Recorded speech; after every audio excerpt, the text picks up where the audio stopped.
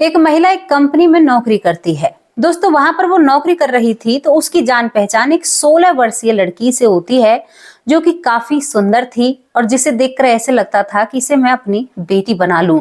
अब ये महिला इस लड़की से जान पहचान रखती है और इस लड़की को बहुत प्यार से रखती है क्योंकि इस महिला की कोई बच्चे नहीं होते हैं। ये इस लड़की पर जान छिड़कती है और दोनों में एक माँ बेटी जैसा प्यार हो चुका है। जब दोनों में इतना अच्छा रिश्ता बन चुका है तो ये महिला कहती है कि बेटी तुम्हारे परिवार में कौन कौन है। तो ये लड़की कहती है कि मेरे परिवार में कोई भी नहीं है, मैं अकेली हूँ, मेरा परिवार पीछे छूट चुका है। इस महिला को इस बात को सुनकर बहुत ही दुख होता है और ये महिला उस लड़की को गले लगा लेती है और कहती है कि मैं हूं ना, मैं तेरी आज से माँ हूं।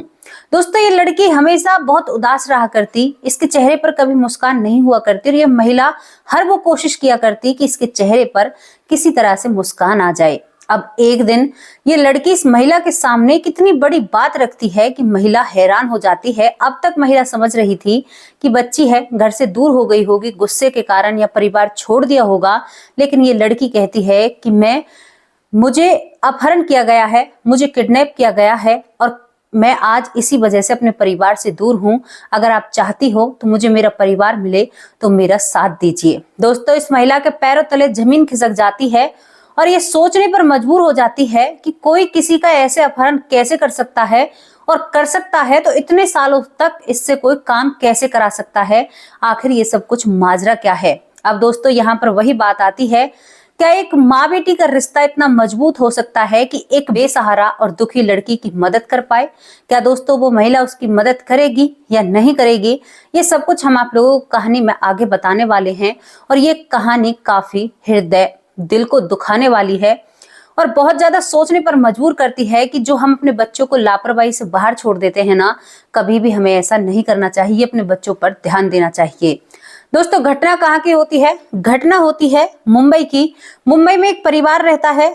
परिवार में दोस्तों पूजा गौड़ है। पूजा गौड़ की माँ पूनम गौड़ है और इनके एक पिता हैं जो अब इस दुनिया में नहीं रहे हैं। दोस्तों तारीख आती है 22 जनवरी 2013 का दिन था। 22 जनवरी होती है। रेगुलर की तरह जो पूजा होती है उसकी माँ उसे तैयार कर कर स्कूल भेजती है। शाम के वक्त उसका पिता उसको लेने के लिए आया करता। दोस्तों पूजा अपने स्कूल चली जाती है। 7 साल की बच्ची है, बहुत छोटी सी उम्र है, फर्स्ट क्लास में पढ़ती है। कोई भी बच्ची जानती ही कुछ भी नहीं है। अब जो 22 जनवरी होती है, 22 जनवरी के दिन पूजा स्कूल से निकलती है और दोस्तों कुछ लोग पूजा को किडनैप कर लेते हैं। पूजा को वहां से उठाया जाता है और उठाने के बाद जैसे ही पूजा रोती है तो वो लोग कहते हैं कि चुप हो जाओ बेटा, हम तुम्हारे घर छोड़ देंगे। पूजा डरी सहमी सी दोस्तों उनके साथ बैठी हुई होती है, लेकिन पूजा को नहीं पता था कि ये लोग इसको इसके घर नहीं छोड़ेंगे। इसकी अब बहुत ज्यादा जिंदगी खराब होने वाली है। दूसरी तरफ जो पूजा की माँ होती है दोस्तों पूनम गौड़, वो अपनी बेटी को लेने के लिए आती है। आज उसके पति नहीं आ पाते हैं, थोड़े से लेट हो जाते हैं। वो देखती है कि स्कूल तो बंद हो चुका है और उसकी बेटी स्कूल में नहीं है। यहाँ पर पूजा की माँ चारों तरफ अपनी बेटी को ढूंढती है लेकिन कहीं पर भी नहीं मिलती। वो अपने पति को फोन करती है, सभी लोग इकट्ठा हो जाते हैं, पूजा कहीं पर भी नहीं मिलती है। दोस्तों एक माँ जिसके पैरों तले जमीन खिसक चुकी थी, माँ की हालत ऐसी हो जाती है कि वो किसी से कुछ कहती नहीं है, एकदम गुमसुम, और अपने पति के कॉलर को पकड़कर कहती है कि कहीं से भी मुझे मेरी बेटी ला कर दो, क्योंकि अगर तुम आज लेट नहीं होते तो मेरी बेटी के साथ ऐसा घटित नहीं होता। तुम मुझसे सुबह ही कह देते कि तुम्हें जाना है तो मैं जल्दी आकर अपनी बेटी को ले जाती। तो यहाँ पर वो पिता कहता है पूजा कि मुझे क्या पता था ऐसा सब कुछ हो जाएगा। दोस्तों इस परिवार में काफी कुछ उतल पुतल हो चुका था। इसके बाद ये परिवार पुलिस स्टेशन जाता है, वहां पर ये कंप्लेंट दर्ज की जाती है। दोस्तों छोटी बच्ची का सवाल था, पुलिस भी जी तोड़ से अपने काम में लग जाती है। दोस्तों यहाँ पर उस लड़की को ढूंढना शुरू हो जाता है, लेकिन उधर जो किडनैपर होते हैं वो पूजा को हाजी मलम पहाड़ों पर ले जाते हैं और वहां पर उसको रोते हुए छोड़ दिया जाता है। अब उसे चुप कराया जाता है। ये काम सब कुछ इतनी जल्दी चल रहा था कि जल्दी से जल्दी पूजा को यहाँ से दूर पहुंचाया जाए, वरना पुलिस इस बच्ची को पहचान लेगी या हमसे रूठ लेगी। और इसके बाद पूजा बहुत रोती है, विलाप करती है, छोटी बच्ची है, थक कर सो जाती है। और इसके बाद जब पूजा की आंखें खुलती हैं तो वो अपने आप को एक अलग जगह पर पाती है। दोस्तों 7 साल की बच्ची अंदाजा नहीं लगा पाती, लेकिन वो बताती हैं कि पीछे मैं बताती हूँ कि मैं कहाँ पर आई हूँ। पूजा को तुरंत गोवा पहुंचा दिया जाता है और वहीं पर पूजा की जिंदगी दोस्तों शुरू हो जाती है। इधर माँ बाप, पुलिस जी जान से पूरी कोशिश करते हैं, लेकिन कहीं पर भी पूजा का कोई सुराग नहीं मिलता दोस्तों, क्योंकि ना ही तो किसी फिरौती की मांग थी और ना ही कोई ऐसी पैसों की मांग थी। अब पुलिस पता लगाए तो किस चीज से पता लगाए, किसी के कुछ भी समझ में नहीं आ रहा था। यहाँ पर ये परिवार बहुत कोशिश करता है। पूजा की माँ अपनी बेटी की तस्वीर को देखकर रोती। वो पल ऐसा था कि मैं तो आपसे अपने लफ्जों में बयान नहीं कर सकती। पूजा की माँ अंदर बैठकर अपनी बेटी के कपड़ों को देखकर रोया करती, क्योंकि दोस्तों जो पूजा थी वो अपने घर की एक लौती बेटी होती है। अब जब एक लौती बेटी है और वो घर से चली जाए तो आप सोच सकते हो उस परिवार के साथ क्या हो सकता है। ये घंटों तक पुलिस स्टेशन में अपना वक्त गुजारा करते, लेकिन पुलिस ने चारों तरफ तलाशी कर ली थी, कहीं पर भी कोई ऐसा सुराग नहीं मिलता कि जहां से पूजा का कोई पता चल जाए। दोस्तों इस परिवार का इंतजार अब हफ्तों से महीनों में बदल गया था और महीनों से सालों में बदल गया था, लेकिन कोई भी सुराग नहीं तो पुलिस के हाथ लगता है और नहीं इस परिवार को उसकी बेटी का पता चलता है। दोस्तों इस परिवार में मातम सा रहता हमेशा, ना ही तो कोई बच्चा, दोनों पति पत्नी रहा करते। अब इन सब चीजों के बीच में जो पूजा का पिता होता है वो इस सदमे को बर्दाश्त नहीं कर पाता है। उसकी हालत हमेशा से खराब रहती है। वो पुलिस स्टेशन फिर भी जाना नहीं छोड़ता है। बेटी की याद में उसके दिन निकलते हैं। उधर दोस्तों गोवा में दोस्तों पूजा को अनाथ आश्रम में रखा जाता है। वहां पर पूजा पर अत्याचार होने शुरू हो जाते हैं। वहां पर वो दूसरी क्लास तक पढ़ती है। अब पूजा जैसे ही थोड़ी सी बड़ी होती है, पूजा की बातें तो कोई सुन ही नहीं रहा था, केवल पूजा पर सब अपनी मर्जी थोप रहे थे। अनाथ आश्रम में जब पूजा दूसरी क्लास को पार कर लेती है, उसके बाद पूजा को अब एक महिला को बेचा जाता है, जिस महिला का नाम सोनी डिसूजा होता है। दोस्तों पूजा सोनी डिसूजा के घर चली जाती है और वहां पर पूजा को प्यार से नहीं ले जाया गया था, काम के लिए ले जाया जाता है और वहां पर पूजा पर घर के काम कराए जाते हैं और घर के कामों के साथ साथ पूजा को खाने को भी टाइम पर नहीं दिया जाता है। इतनी जाति पूजा के साथ की जाती है दोस्तों, इतना बुरा व्यवहार उस महिला के जरिए पूजा के साथ किया जाता है कि पूजा आज भी उन बातों को याद करती है तो उसकी रूहों कांप उठती है। उसके साथ मारपीट भी होती है। धीरे धीरे वो बच्ची बड़ी हो रही थी। कुछ और दिन निकलते हैं और कुछ और दिन निकलने के बाद अब इस बच्ची का फिर सौदा होने लगता है और दोस्तों अब की बार इसका सौदा दूसरी महिला के साथ होता है। दूसरी महिला का नाम हैरी डिसूजा होता है। हैरी डिसूजा को इस लड़की को बेचा जाता है। दोस्तों हैरी डिसूजा के हाथों में जब इस लड़की की जिम्मेदारी आती है तो ये थोड़ी सी नरमी से इस लड़की से बात करती हैं, जो इसको थोड़ा सा प्यार से रखती हैं। धीरे धीरे पूजा बड़ी हो जाती है और पूजा इतनी बड़ी हो जाती है कि पूजा 15 साल की हो जाती है। यहाँ पर भी एक दिक्कत एक दिन इतनी बनी थी कि दोस्तों पूजा के ऊपर जो हैरी डिसूजा होती हैं वो इतना कड़ा हाथ उठाती हैं कि पूजा का सर फूट जाता है, जिससे पूजा के कपड़े बिल्कुल, जो उसके कपड़े हैं बिल्कुल खून में नहा जाते हैं। लेकिन इसके बाद भी उसको हॉस्पिटल नहीं ले जाया जाता। हैरी डिसूजा के जरिए उसके सर में घर में ही कोई उपचार कर दिया जाता है। और दोस्तों जो पहली महिला होती है सोनी डिसूजा, वो पूजा को क्यों बेचती है, क्योंकि पहले वो इसलिए लेकर आई थी कि उसके कोई बच्चे नहीं होते हैं, लेकिन उसके आने के बाद ही सोनी डिसूजा है वो गर्भवती हो जाती हैं और वो बेटी को जन्म देती हैं। तो सोनी डिसूजा कहती हैं कि अब मुझे इस लड़की की क्या जरूरत है, मेरी खुद की बेटी इस घर में है तो मैं इस लड़की को देना चाहती हूँ। तभी पूजा को हैरी डिसूजा को दिया गया था। दोस्तों हैरी डिसूजा ने जो कुछ किया वो बहुत भयावह था। उसको मारा पीटा करती, घर के काम कराया करती। अब यहाँ पर उसको कंपनी में भी, क्योंकि हैरी डिसूजा उससे काम कराती है और जितनी भी उसकी तनख्वाह है, पगार है, उसे भी उससे ले लिया करती। अब एक दिन क्या होता है दोस्तों, जो पूजा होती है वो कंपनी में जहां पर हैरी डिसूजा की जानकारी होती है वहां पर उसे नौकरी लगा देती है। नौकरी लगा देती है, नौकरी केवल लगा ही देती है, जो पैसों पर अधिकार था वो केवल हैरी डिसूजा का होता है। दोस्तों यही सब कुछ चल रहा था। अब पूजा वहां पर जाती है और पूजा को सख्त हिदायत दी गई थी कि तुम किसी से भी बात नहीं करोगे। अगर तुम किसी से बात करोगी तो तुम्हारी जान मैं ले लूंगी और तुम्हें सबक सिखा दूंगी। दोस्तों उसके अंदर डर बैठाया जाता है। लेकिन जो पूजा होती है वो वहां पर काम करती है और काम करते जरिए वहां पर उसकी एक महिला से जानकारी हो जाती है और महिला दोस्तों 35 साल की प्रमिला देवेंद्र होती हैं, जिससे पूजा की जान पहचान होती है। अब यहाँ पर माजरा क्या था, जो प्रमिला थी उनकी भी कोई संतान नहीं होती है, तो वो पूजा में अपनी संतान को देखा करती और जब पूजा वहां पर काम करने के लिए आया करती तो कभी तो पूजा की उंगली जली हुई होती, कभी पूजा के शरीर पर कहीं निशान हुआ करते, कभी उसके सिर में चोट हुआ करती। जब पूजा को रोना आया करता तो वो यहाँ पर प्रमिला देवी के ही गले लगकर रोया करती और वो कहती कि आंटी किसी को बताना मत, अगर ये बात इस यहाँ के मालिक को भी पता चल गया तो वो मेरी जो मुझे रख रही हैं, जो मुझे खाना दे रही हैं, उनसे कह देंगे और वो मेरी जान ले लेंगी। ये बात दोनों के बीच में डिसाइड हो जाती है, दोनों एक दूसरे को दुख सुख को बांटती हैं। दोस्तों जो प्रमिला होती हैं वो पूजा को बहुत ज्यादा पसंद करने लगी थी, तो वो कहती हैं कि पूजा तुम यहाँ पर कैसे आई, कि तुम्हारा परिवार कहाँ पर है। तो यहाँ पर पूजा कहती है कि मेरा परिवार तो दीदी पीछे छूट चुका है। कभी तो वो उससे दीदी कहा करती, कभी उससे वो आंटी कहा करती जो पूजा होती है। तो यहाँ पर प्रमिला कहती है कि तुम उससे दीदी ही कहा कर, अरे मुझे अभी आंटी क्यों बना रही हो। दोनों के बीच में हंसी मजाक चलने लगा था। दोस्तों इस बात की खबर हैरी डिसूजा को हो जाती है, तो हैरी डिसूजा उस दिन पूजा में बहुत ज्यादा मार लगाती और कहती है कि आइंदा किसी से बात की ना तो मैं तुम्हें जान से मार दूंगी। इसके बाद जो पूजा होती है, जब उसकी पिटाई होती है इस उम्र में, तो वो एक कड़ा फैसला लेती है। 16 साल की पूजा हो चुकी थी। दोस्तों अब पूजा क्या करती है, उस अपनी दीदी से सारी बात शेयर करती है। वो कहती है कि दीदी मैं डर के कारण आपको नहीं बता पाती हूँ, मैं आपको एक सच्चाई बताना चाहती हूँ। यहाँ पर दोनों जनी अकेले में मिलती हैं दोस्तों, सबकी नजरों से छुपके छुपकाते, और वो कहती है कि दीदी मुझे इस तरह से किडनैप किया गया है, मैंने खुद ने अपना परिवार नहीं छोड़ा है, मेरा परिवार मजबूरी में पीछे छूटा है। अगर आप मेरी मदद कर सकें तो आपका बहुत बहुत शुक्रिया अदा होगा।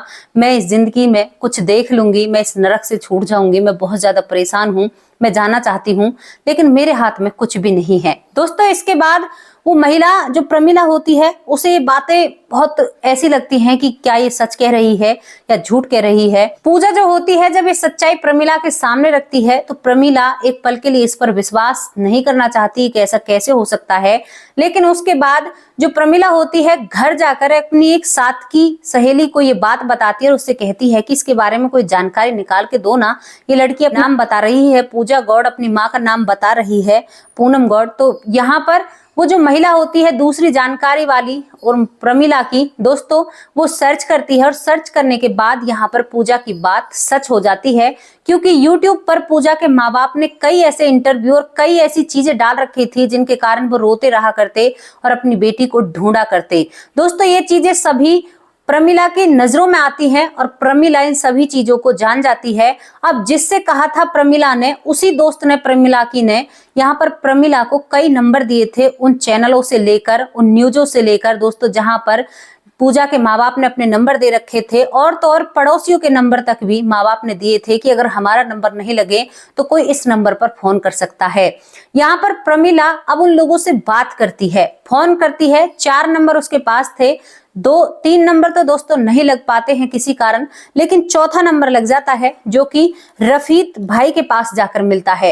रफीद नाम का एक मुस्लिम व्यक्ति होता है जो पूजा का पड़ोसी होता है। जब प्रमिला कहती है कि क्या तुम किसी रफीद को जानती हो, तो वो कहती है कि हाँ हमारे अंकल हैं, हमारे पड़ोस में ही रहते हैं।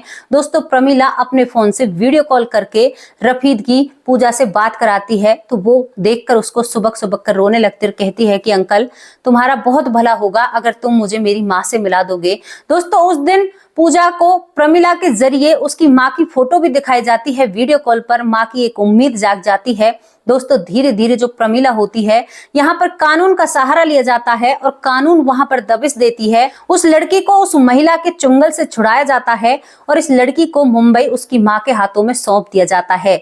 जब इस लड़की को छुड़ाया जाता है तो इसके साथ प्रमिला भी आती है और दोस्तों प्रमिला 2 दिन इनके पास ठहरती है।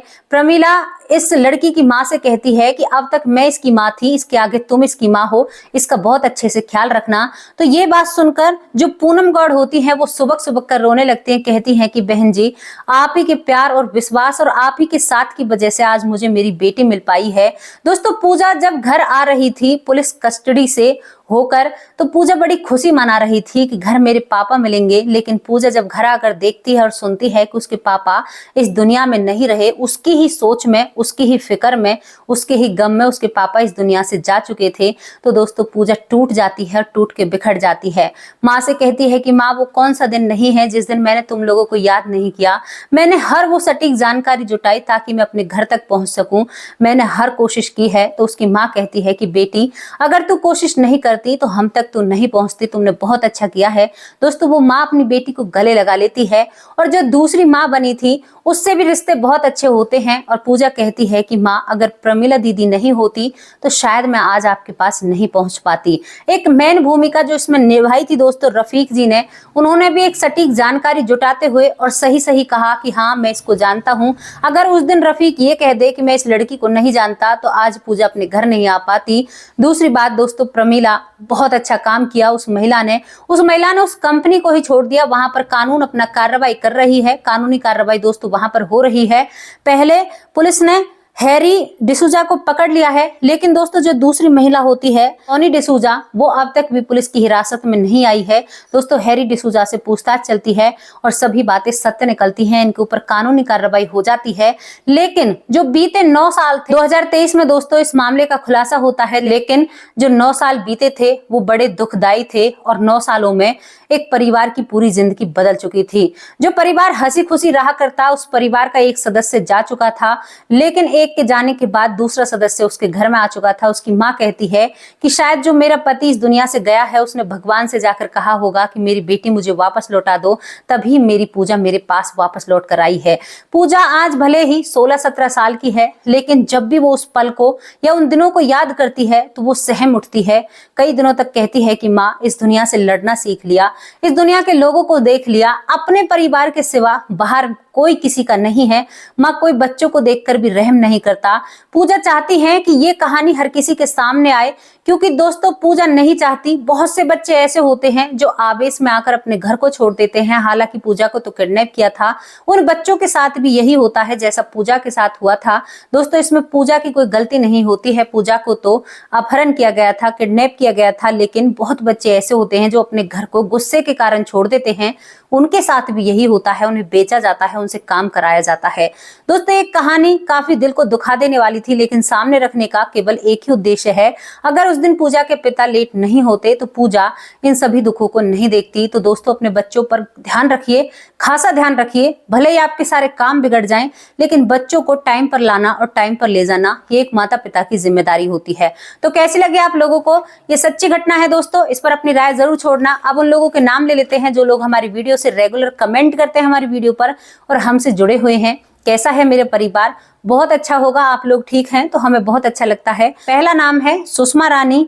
सुषमा रानी जी आपका बहुत बहुत धन्यवाद, तहे दिल से शुक्रिया अदा करते हैं। पंकज जसवाल जी तहे दिल से शुक्रिया अदा करते हैं आपका। सतीश शर्मा बहुत बहुत धन्यवाद सतीश शर्मा जी, बहुत अच्छे कमेंट हैं आपके। सीमा गर्ग जो हैं वो बहुत प्यारे और बहुत अच्छे कमेंट करती हैं और ये हमारे परिवार का एक अहम हिस्सा है।